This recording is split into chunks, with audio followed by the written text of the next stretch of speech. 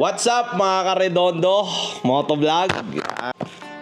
Okay guys, Redondo Motovlog, good evening sa inyo. Hindi, mali ito.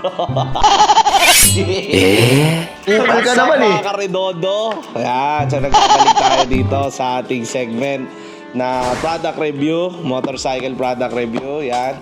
So syempre, re-review tayo ngayon ng ating in-order all the way from somewhere. So dumating na siya today. So wag na tayo magpatumpik-tumpik pa. So i-unbox natin tong R1 Plus. Yan. By Freedcon. Yan, by Freedcon. So it's a Wi-Fi Bluetooth. So Freedcon is a Wi-Fi Bluetooth intercom. So ginagamit siya usually ng mga riders natin to communicate with the other riders. At syempre kapag may back ride din tayo. So kaya technically dalawa yung binili ko. So tig-isa kami ng misis ko. Yan. So para pag magra-ride kami hindi namin nagsisigawan. At syempre para hindi rin siya makatulog. So lagi siya nakakatulog during our ride. So napakadelikado. So dapat talagang may kausap siya. So i-unbox natin guys. Papakita ko sa inyo ano itsura. So maraming salamat first sa mga nag-subscribe sa ating YouTube channel. So shoutout natin si Joseph Adrian dito sa Dubai. Yan, ang ilabot ng mga chicks. Yan, shoutout sa'yo Mr. Joseph Adrian. Maraming salamat sa pag-subscribe sa Redondo Motovlog. Kapal ka naman eh. So yan, i-unbox na natin. So makikita natin yung laman. Yan. Yeah, yun no.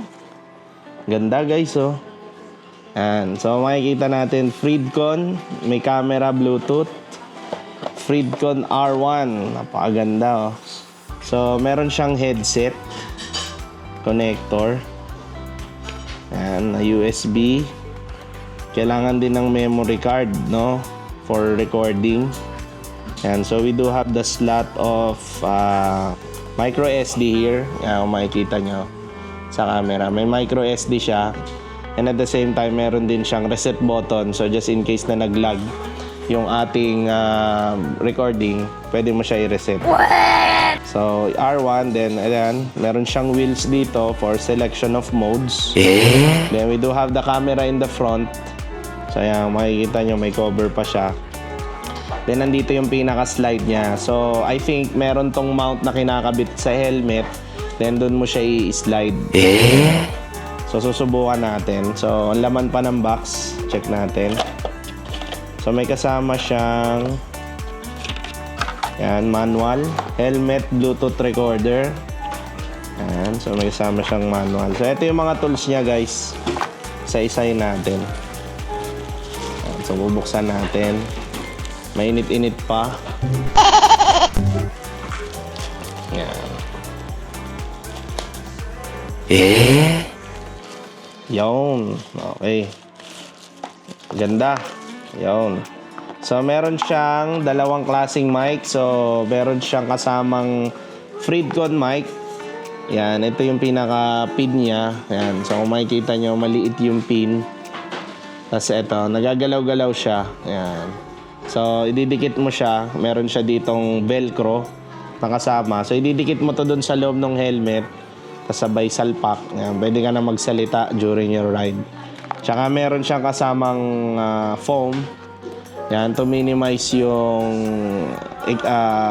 para i-minimize yung noise reduction ng boses lalo na kapag may hangin. So yan.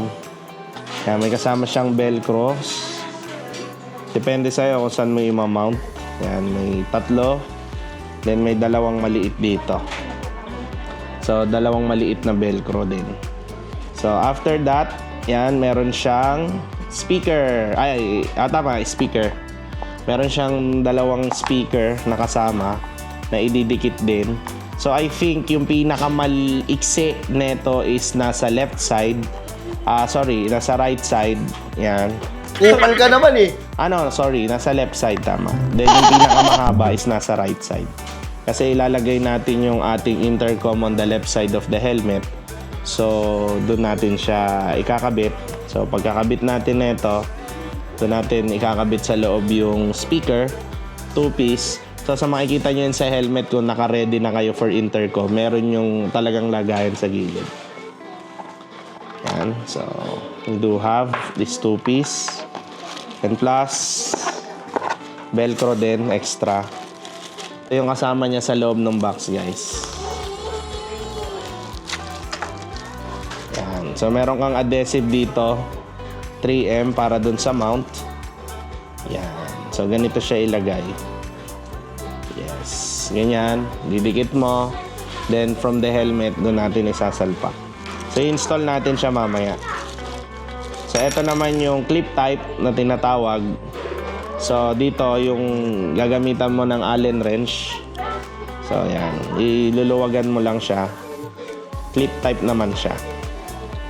So, ito, maganda to para sa mga kung halimbawang magra-rides ka.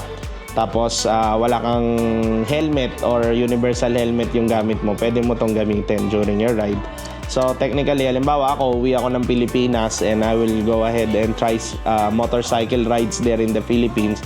So, bagay na bagay ito. Kasi pwede ko siyang tanggalin anytime at pwede kong dalhin tong intercom. Then, yon. So, pwede tayong mag-ride, technically. Kahit na nanghiram tayo ng helmet. Yan. So, ganun siya. Clip-on lang siya doon sa pinaka-helmet. So, pakaganda niya, guys. Sleek nung design. Parang Android. Yan. Kasi nung una, nagtataka din ako, para saan kaya to? Bakit kaya yung mga riders merong ganito? So, napakahalaga niya pala, guys. So, syempre yan, meron ka na ring recording ng dashcam. So, syempre sa road, makikita mo din, maganda rin kapag meron kang dashcam sa helmet kasi makikita mo yung condition ng kalsada and at the same time, pwede mong balikan yung recordings just in case na may mangyaring accident or emergency, makikita mo at marireview mo sa iyong helmet. Pwede na! So, yan, ganun lang siya, guys. Kadali. So, pag i-disengage natin siya, I think may pupush dito. Wala. Ayun. So, meron siyang button dito sa pinakailalim. Just in case na bubunutin nyo siya. Madali lang. Push lang to, then slide. Okay. Kakabit. No need to push. Just let it click para alam natin na nag-i-engage yung lock niya. Ngayon, kapag tatanggalin natin, just push this button. Then, move up. So yon, on the next video, ipapakita ko sa inyo kung paano natin siya i-install sa helmet at ano yung mga functions na meron dito sa Freedcon. So please don't forget to like and subscribe to our YouTube channel, Redondo Moto Vlog, for more vlog videos here in Dubai. Yan. Maraming salamat guys and ciao!